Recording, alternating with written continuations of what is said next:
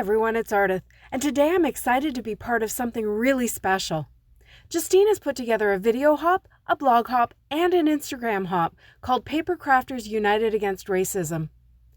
These hops are meant to showcase crafters of color and for others to show support in the ongoing fight for justice and equality all over the world. While there are big systemic changes required, for many of us, the most important role we can play is in our individual interactions every single day, with our friends and with strangers we meet. In our little crafty corner of the internet, we talk pretty much every day about spreading kindness, and we need to be committed to doing just that with everyone we meet.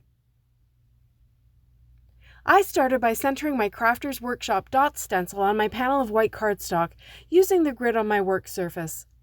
I knew I needed a 5x8 grid of friends to fill my card front, so I masked that off and I got out my Waffle Flower mini media mat for some ink blending. To start, I used Catherine Pooler's Sandcastle ink as my lightest skin tone, and I blended it through the stencil all over the panel using a blending brush. I used a light hand since this will be my base layer.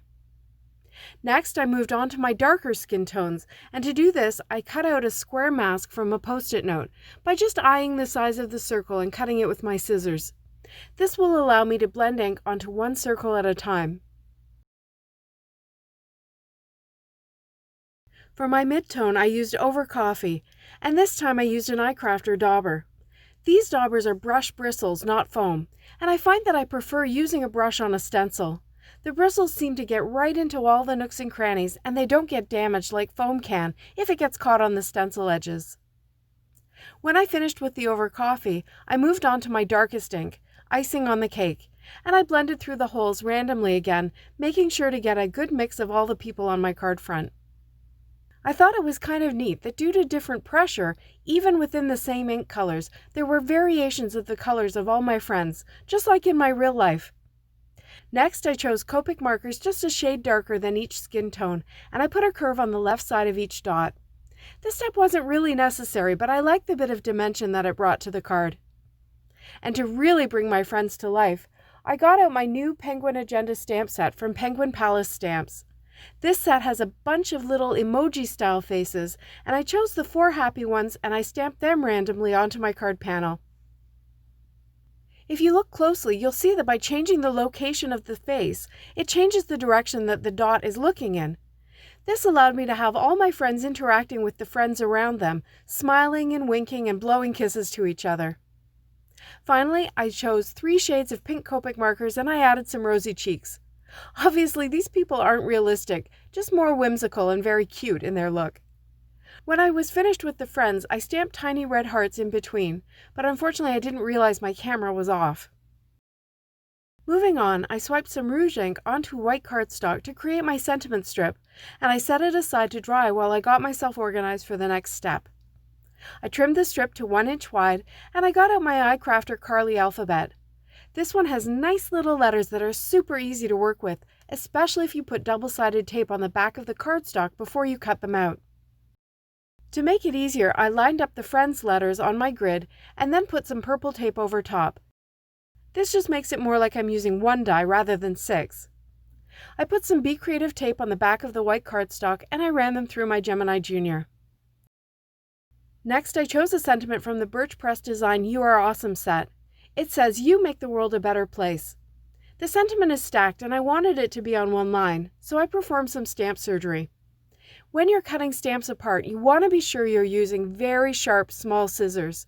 And as you cut, it's good to use your hand to kind of pull the stamp apart so you can see exactly where the point of your scissors is. And my final tip is to try and cut it on a bit of an angle if you can. That really helps you put the stamp back together in its original form if you ever want to do that. I used my Mini Misty to stamp the sentiment. This gives me the ability to line up those 2 pieces of my sentiment exactly where I want them, and also to restamp them if I need to. Once I had them lined up, I closed the Misty door to pick them up. And before stamping, I used some anti-static powder to minimize any stray embossing powder. I don't love touching the embossing bag and getting my hands all dusty, so I have a binder clip on one edge that I kind of use as a handle. I got out my Wow embossing ink and I inked up the stamp and closed the door to stamp it down. And then, just to be sure, I inked the stamp again and closed the door again. Next, I poured opaque bright white powder over the sentiment, just using some scrap paper underneath to catch the excess powder so I can put it back in the jar for next time. I put the red strip into my foil-lined shoebox lid, and I brought my heat gun over to it once it had a moment to heat up. I use this lid so I don't have to try and hold on to a small piece of cardstock like this while I'm trying to heat it, and also so that the heat of the heat gun reflects back from the foil onto the piece I'm heating and hopefully minimizes any warping. Next, I used a brush to remove any excess anti-static powder from my sentiment strip, and then I started the somewhat fiddly task of adding my friend's letters above. I wanted to center the embossed sentiment in the strip, so I measured that easily and I trimmed it down appropriately. Then I used my Make Art Station to line up the friend's letters. It involved a lot of measuring since I couldn't see the embossed sentiment underneath the magnet ruler that works really well to line things up. And now that I'm watching this, I can see that if I had taped down a piece of acetate over the red strip instead of using the ruler, I would have had an easier time making sure it was perfectly centered over the embossing portion. My measuring method worked fine, but as usual, I did it the hard way. To finish the card, I simply glued the red strip to a slightly wider craft strip, and I popped that up over the white panel. I adhered the whole thing to a white card base, and there it is. This card makes me smile. I know it's an oversimplified version of race relations, but wouldn't it be nice? Now it's time for you to click on the link below for the next video in the hop. And don't forget to head to my blog to see another card I made for the blog hop. I've also put that link in the description below. Thanks so much for stopping by and showing support for crafters of color and anti-racism.